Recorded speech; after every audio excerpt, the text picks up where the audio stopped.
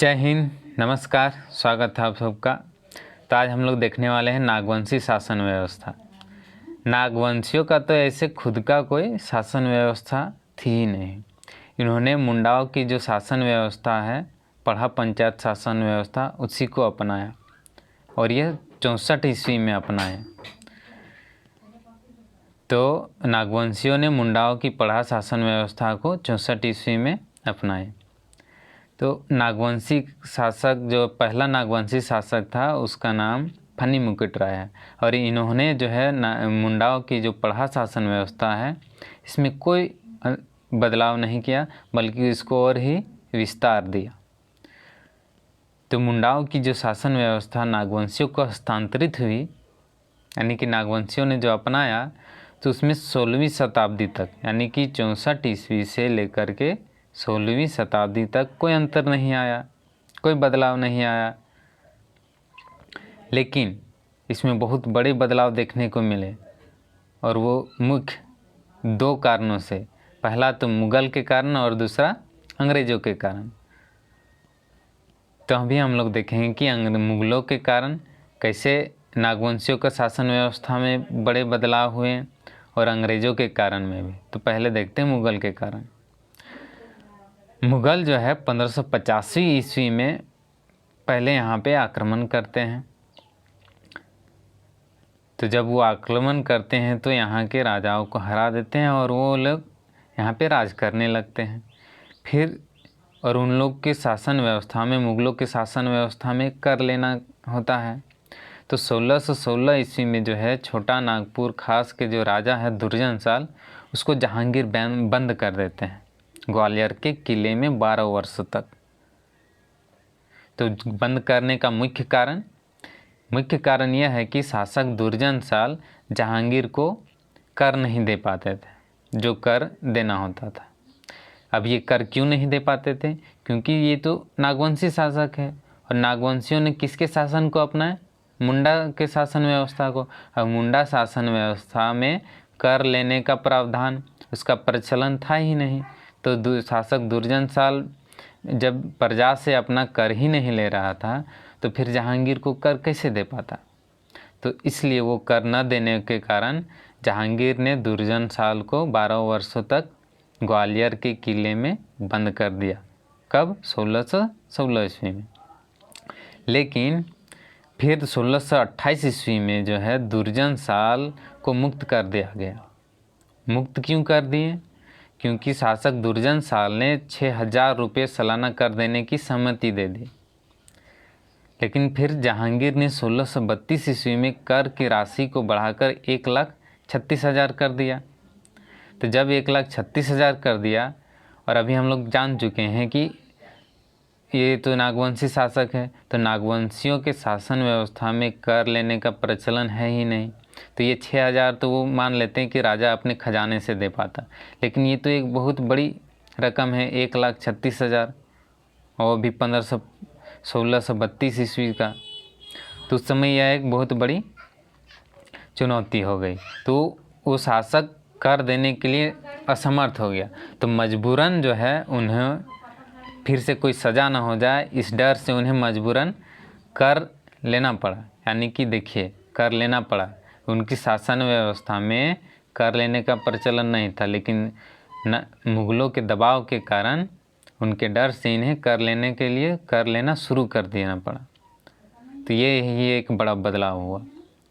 तो फिर अंततः प्राचीन व्यवस्था को बदलकर नागवंशी शासक ने क्या किया? उनके जो अपने मानकियों को है वो भूंयर कहने लगे, और उन्हें मालगुजारी वसूल करने का आदेश दे दिया। मालगुजारी यानी कि वही कर वसूलने का आदेश दे दिया। बाद में राजाओं ने जो है अपने लिए अलग जागीरदार रख लिए, है ना। यानी कि मानकियों को पहले भूंयर कहा और उनसे कर वसूलने के लिए काम दे दिया। लेकिन बाद में राजा ने क्या किए? कर वसूलने के लिए अलग जागीरदार रख लिए, यानी कि भूंयर को काम से हटा दिया गया। इसलिए भूंयरों की दशा जो है थोड़ी खराब हो गई, और जागीरदार जो है नियमित कर नहीं दिया करते थे बादशाह से। बादशाह के मांगे जाने पर ही कर दी जाती थी, और इसलिए इस अनियमित कर व्यवस्था को नजराना या पेशकश कहा जाता था। किसे? न अनियमित कर व्यवस्था को नजराना या पेशकश कहा जाता था, जो कि जागीरदार मुगल बादशाह को मांगे जाने पर देते थे। अब जानेंगे हम लोग कि अंग्रेजों के कारण किस तरह से नागवंशी शासन व्यवस्था यानी कि मुंडा शासन व्यवस्था में बदलाव आए।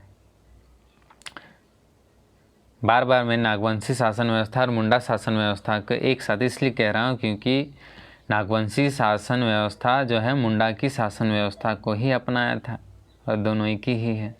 तो देखते हैं अंग्रेजों के कारण कैसे बदलाव हुआ। तो 1765 में अंग्रेजों को दीवानी मिलती है, दीवानी का अधिकार। तो दीवानी का अधिकार यानी कि इसको अंग्रेजों को बिहार, बंगाल, उड़ीसा इस सब में क्या होता है, कर लेने का अधिकार मिल जाता है।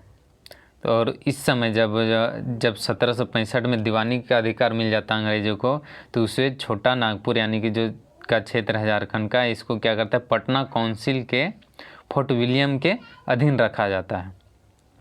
लेकिन कर नियमित रूप से नहीं मिल पाता है। तो 1773 तक इन लोग बर्दाश्त करते हैं और फिर क्या करते हैं, ज़्यादा से ज़्यादा कर वसूलने के लिए एक एसजी विटली नाम के एक कलेक्टर नियुक्त करते हैं। उस कलेक्टर का नाम क्या है, एसजी विटली। इनका मकसद क्या है, नियुक्त करने के लिए ज़्यादा कर वसूलना। कब न 1773 में, ठीक है, एसजी विटली को सिविल कलेक्टर नियुक्त करते हैं, लेकिन ये असफल रहती हैं, ज़्यादा कर नहीं मिल पाता है। फिर आता है 1793 में अस्थाई बंदोबस्ती। तो अस्थाई बंदोबस्ती आता है तो उसमें क्या होता है, राजा महाराजाओं को ज़मींदार बना दिया जाता है। तो राजा महाराजाओं को ज़मींदार कह दिया जाता है, उनको ज़मींदारी का काम दे दिया जाता है। तो जागीरदारी प्रथा जो है ज़मींदारी प्रथा में बदल जाती है और यह एक बहुत बड़ा बदलाव अंग्रेज़ों के कारण आता है। और यही नहीं, इसके बाद भी Pitt's India acts, regulating India act, Pitt's India acts और भी एक्ट आता है। और बाद में तो 1884 में और आगे और भी अंग्रेज़ों के बहुत सारे एक्ट आते हैं, नियम आते हैं, कानून आते हैं, जिसके बाद क्या होता है, इनकी व्यवस्था धीरे धीरे और भी खराब ही होती चली जाती है। फिर अंत में 1947 में जब भारत आज़ाद होता है तो इनकी शासन व्यवस्था को पूरी तरह से समाप्त कर दिया जाता है, क्योंकि उसके बाद 1947 में आज़ाद होने के बाद भारत का अपना संविधान का नियम पूरे देश में लागू हो जाता है। तो चलिए फिर मिलता है अगली शासन व्यवस्था में, जो कि आएगा संथाल शासन व्यवस्था, जो कि झारखंड की सबसे बड़ी और जनजाति है जनसंख्या की दृष्टि से। तो उसमें मिलते हैं और उसमें उसकी शासन व्यवस्था के बारे में भी जानेंगे कि बहुत अच्छा है, वो सबसे ज़्यादा इम्पोर्टेंट है क्योंकि वो सबसे बड़ी जनजाति है। जय हिंद, जय भारत।